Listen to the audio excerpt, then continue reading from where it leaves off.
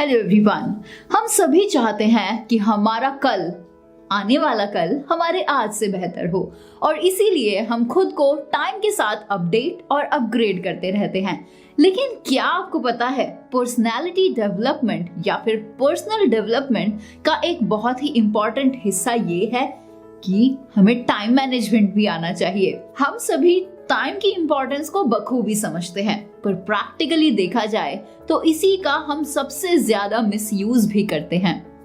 ऐसे में मैं ये भी कह सकती हूँ कि मैं खुद भी टाइम मैनेजमेंट में परफेक्ट नहीं हूँ, पर मैंने एक सिंपल टाइम मैनेजमेंट टेक्निक का यूज करके इसमें काफी सुधार भी किया है।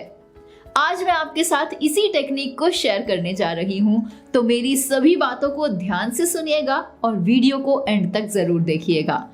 इस टेक्निक को लोग टाइम बॉक्सिंग के नाम से जानते हैं। इस टेक्निक का यूज सॉफ्टवेयर इंडस्ट्री में काफी समय से किया जा रहा है। फॉर एग्जाम्पल, मान लीजिए कि आपने इनकम टैक्स कैलकुलेट करने के लिए कोई सॉफ्टवेयर डेवलप किया था और अब इनकम टैक्स के रूल्स में बदलाव आने के कारण आपको इसी सॉफ्टवेयर को अपग्रेड करना है और आपके पास एक डिसाइडेड टाइम है जिसके अंदर अंदर आपको एक न्यू वर्जन को तैयार कर देना है। अब शायद आप इस काम के लिए टाइम बॉक्सिंग का यूज करेंगे, मतलब कि आप अवेलेबल टाइम में जो सबसे अच्छा कर सकते हैं वो करेंगे। आप कौन से नए फीचर्स इंप्लीमेंट करेंगे वो आपके पास हैं, जो आपके टाइम को और बचा सकते हैं और उस टाइम के अंदर आप क्या बेस्ट कर सकते हैं। शेड्यूल मिस करने का आपके पास बिल्कुल ऑप्शन नहीं है। तो अगर आप शेड्यूल से पीछे चल रहे हैं तो आपको कुछ फीचर्स कट करने पड़ेंगे और जो सबसे बेस्ट एफर्ट्स आप दे सकते हैं उस तरीके से आप उसे बनाकर कंप्लीट कर देंगे। What I mean is, time boxing technique कहती है कि तुम्हारे पास लिमिटेड टाइम है और तुमको उसी टाइम में अपना सारा काम कर लेना है। तुम्हारे पास परफेक्शनिस्ट बनने का मौका नहीं है। अपना बेस्ट दो और काम को निपटा दो। एक एग्जाम्पल ये भी देखिए, सॉफ्टवेयर इंडस्ट्री में आपके लिए डेडलाइन को डिसाइड आपका बॉस करता है, पर आपकी अपनी जिंदगी में आप ही सबसे अच्छे बॉस कहलाते हैं और आप ही को ये डिसाइड करना होता है कि अपने कामों को आप कितना डिफरेंशिएट टाइम फ्रेम डिसाइड करके देना चाहते हैं। मैं अक्सर इस टेक्निक का यूज करती हूँ अपने प्रोफेशनल लाइफ में भी और अपनी पर्सनल लाइफ में भी। जैसे कि कई बार ऐसा होता है कि ऑफिस में मुझे कोई जरूरी काम करना होता है, पर मेरा मन उस जगह पर नहीं होता है, वो अलग जगह पर होता है। जनरली वीडियो प्रोडक्शन के टाइम में कि मुझे स्टोरी लाइन कैसे डिसाइड करनी है, या फिर हमारा ध्यान वहां भटकता है जैसे कि हमारे घर में कोई फैमिली फंक्शन हो तो हम ना चाहते हुए भी बार बार उसी के बारे में सोचते हैं। ऐसे में मैं खुद को एक लिमिटेड टाइम देती हूँ, बिकॉज जब ऐसी कुछ सिचुएशन होती है तो वो 5 मिनट का काम भी 50 मिनट ले लेता है।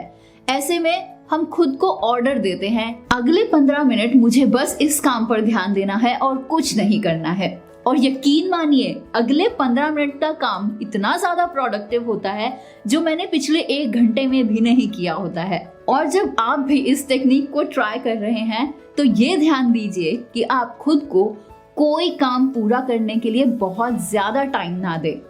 अगर जैसा मैंने आपको अभी पहले बताया था कि मैंने अपने आप को सिर्फ 15 मिनट का समय दिया था, तो वहीं अगर मैं खुद को 15 मिनट की जगह 2 घंटे का टाइम देती तो ये काम मुझे बहुत ज्यादा मुश्किल भी लगने लगता और पॉसिबिलिटीज यही है कि कुछ ही देर में शायद मेरा मन फिर भटकने लगता। पर 15 मिनट की डेडलाइन खुद को देने की वजह से मेरे सबकॉन्शियस माइंड को कोई इशू ही नहीं था। वो जानता था कि चलो बस 15 मिनट की तो बात है, उसके बाद हम मस्ती कर सकते हैं। भले ही आप उसके बाद अपना काम कंटिन्यू रख सकते हैं, लेकिन आपको खुद के लिए टाइम लिमिट्स को डिसाइड करना होगा। वैसे आप टाइम बॉक्सिंग का यूज कई डिफरेंट ओकेजन्स पर भी कर सकते हैं।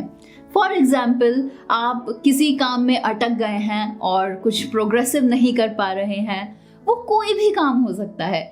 जैसे कि आपको अपने कॉलेज का कोई प्रोजेक्ट पूरा करना हो, या फिर आप उसे दुनिया का सबसे अच्छा प्रोजेक्ट बनाने के चक्कर में उसमें आगे नहीं बढ़ पा रहे हैं, आप एक जगह स्टक हो गए हैं।